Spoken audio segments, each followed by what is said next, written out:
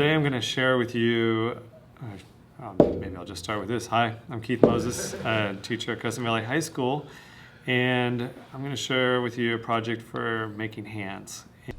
I have two finished samples, demos. They're expressive hands, and so obviously one a little more passive and one a little more aggressive.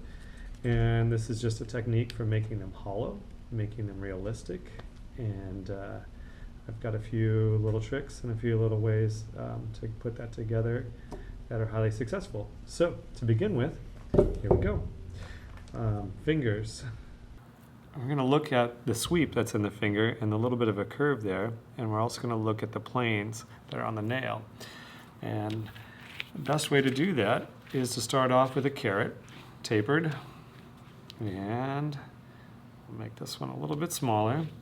So that carrot is not pointy, it's got kind of a rounded end, but it has that taper in it. And there it is. And there's the little sweep on the end. This tool right here is how we're going to create the nail. And just make that smooth. And we have a sharp end and kind of a rounded end. We're going to use the rounded end. I'm just going to press that right in and rock it. And leaves a little bit of the quick, just like on a real finger, and come in on the end here, heal that little edge, and there's the underside of the nail, like so.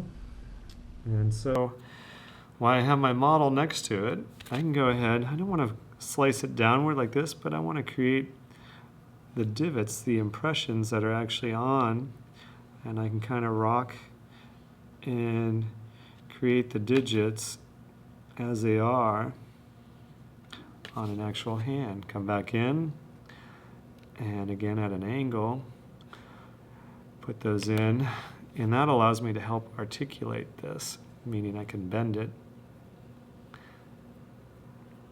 and take on the shape of a finger. Hello!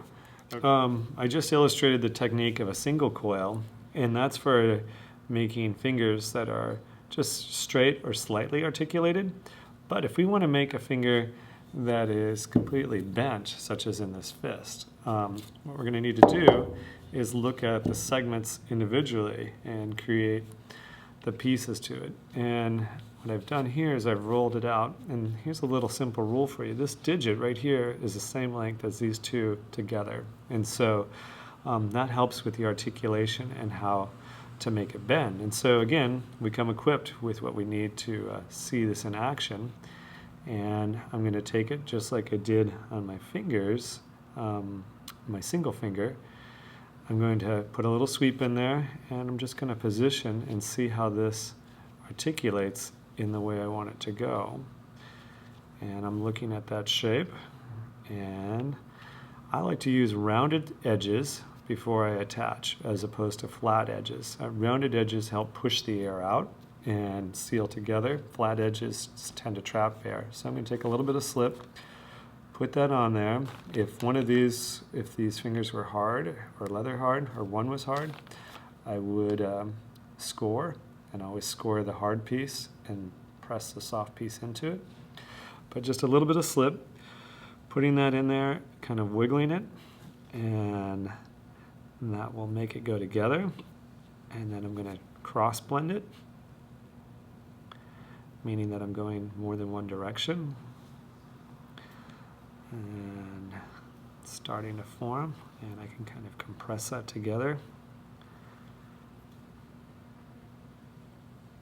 And I can even leave, if I need to, the joint inside as the folds that I have in my own finger. We'll see what this is like as we go. And so at this stage, I can go ahead and design the nail.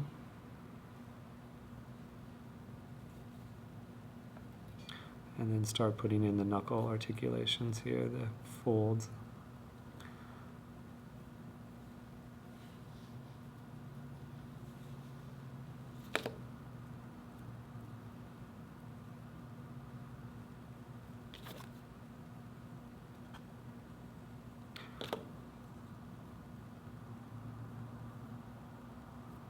So this is fingers for this sort of posture that we want to create, like so.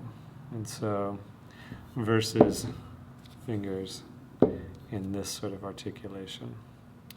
Okay, so right now we have fingers, haven't made a thumb yet, but we're going to move ahead to creating the wrist part of our hand and the palm. And so we're going to create an armature made out of newspaper for the wrist, and that'll help provide some rigidity so we can make it hollow.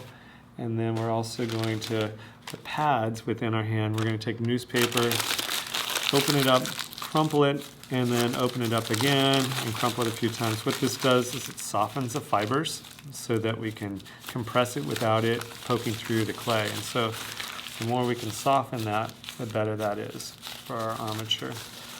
Okay, the slab, we can roll out the slab, or we can just take it and throw the slab. And I think we're just going to throw the slab here. And we'll see if that shakes the camera.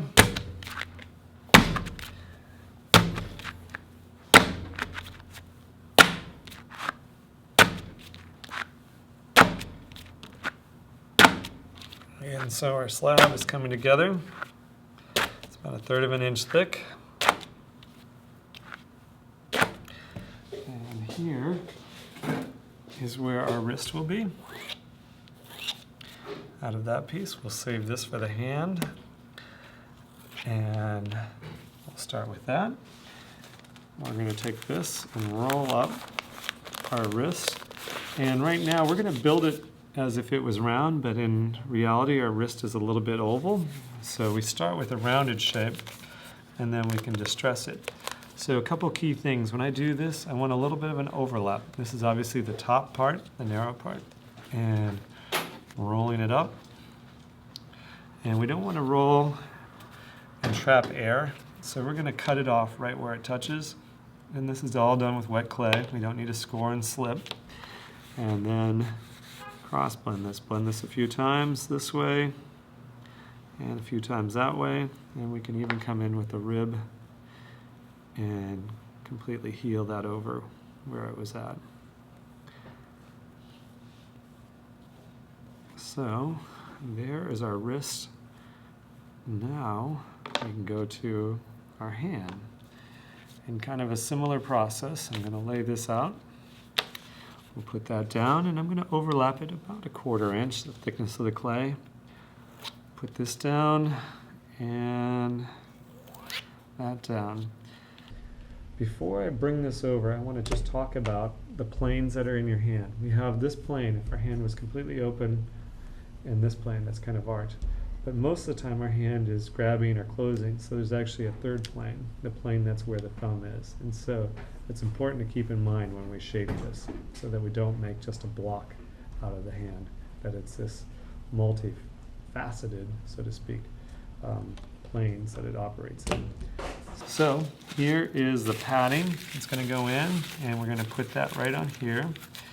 And we're going to take this, fold it over, put that down, and again we're going to cut off that extra and wrap that up this way by blending. And if you need more padding, you can put that in at this point.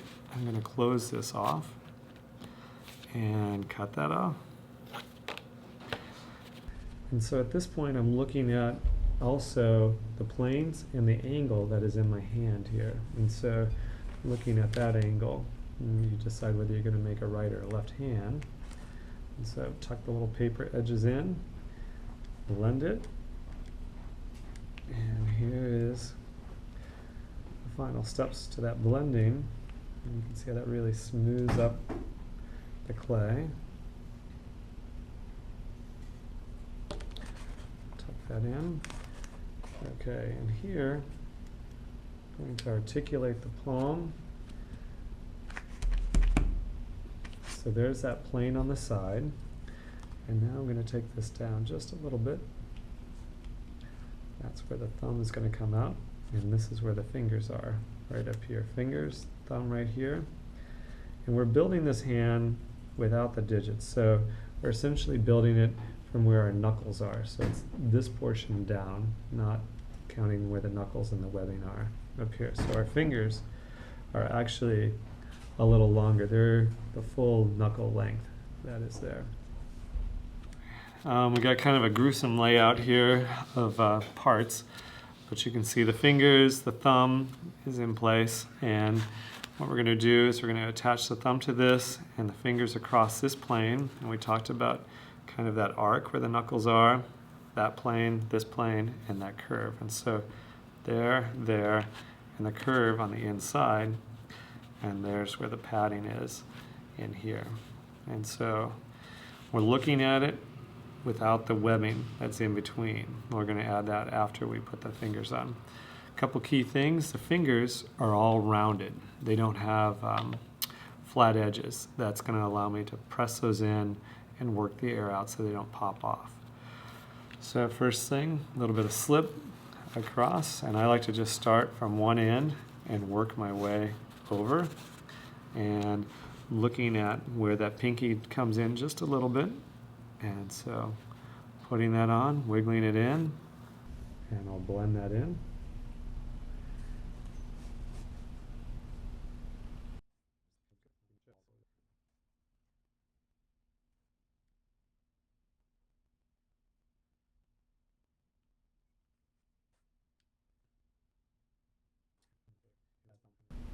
Okay, so I'm adding the thumb in and final digit, and I'm looking at the gap that is in between this space across here. And so having to extend that out a little bit where that thumb reaches out in its own plane. Now again, this is all done without the webbing. We're going to come back in, extend the knuckles, and put webbing in between. And so fingers look a little skinny, a little extra long at this point. And I'm looking at how that thumb twists. Okay, so the extra webbing in between that's going to help support this is right here. A little bit of slip. Put that in.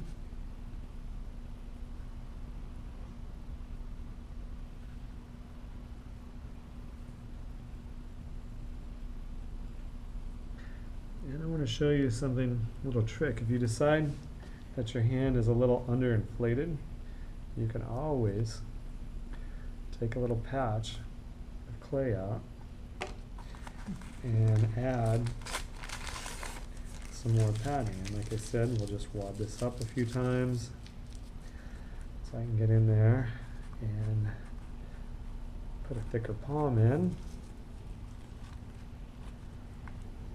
like so, and add more to the thumb here. It's kind of fun, these on-the-fly repairs. And so this paper, we have a continuous tube that goes all the way into here. When we're going to pull this out, that'll allow us to get ash out of this. It'll save a lot of burning, but it's really just an armature to keep this in place, allow us to work with it. And it's really fun because it allows you also to sort of manipulate the hand and try out different positions without it collapsing or having to wait until it gets firm. So I think now we've got lots of extra padding in here for this thumb, and we'll just go ahead and patch that back up. I'll slip around the edges. Just a little more in there.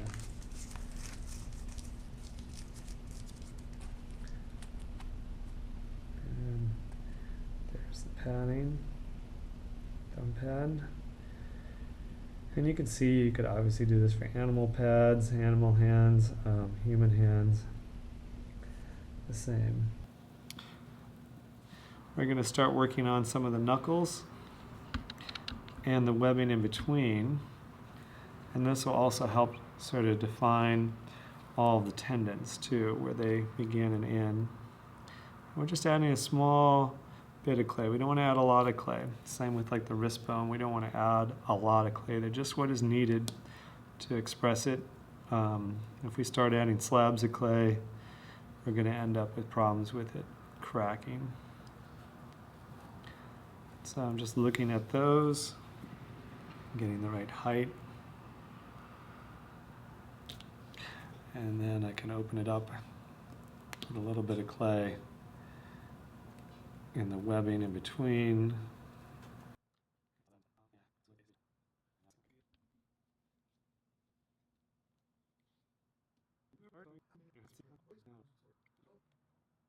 Okay, so got the knuckles in.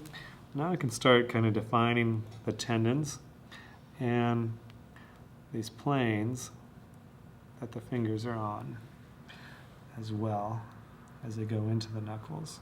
And so I'm looking at it this way, what's happening across here, and then across the back of the hand, the arc that forms. And so looking at that, we're going to go ahead and put in our wrist. And we'll flip it over to the palm, and we'll finish the inside. So we've got the outside shape kind of articulating the thumb.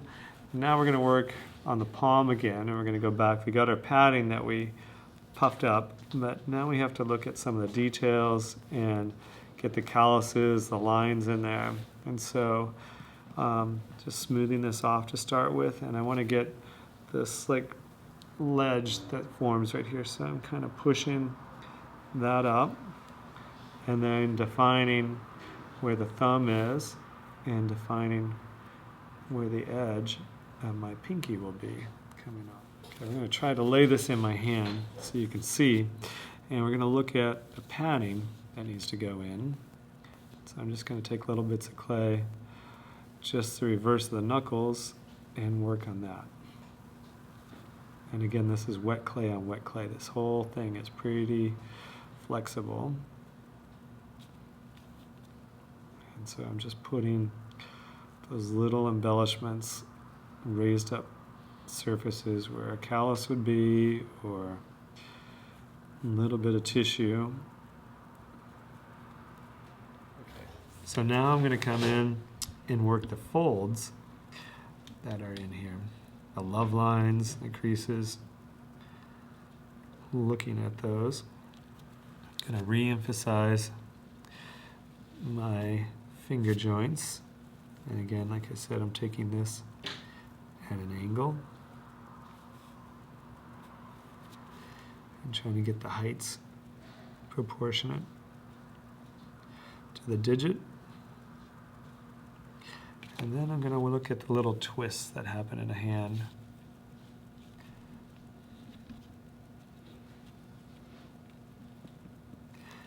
And that fold that's in the thumb and the little creases that lie within that. This curve here. And even the folds that are down here in the wrist. And I'll start ovalizing this a little bit and see if we can just kind of gently press those in.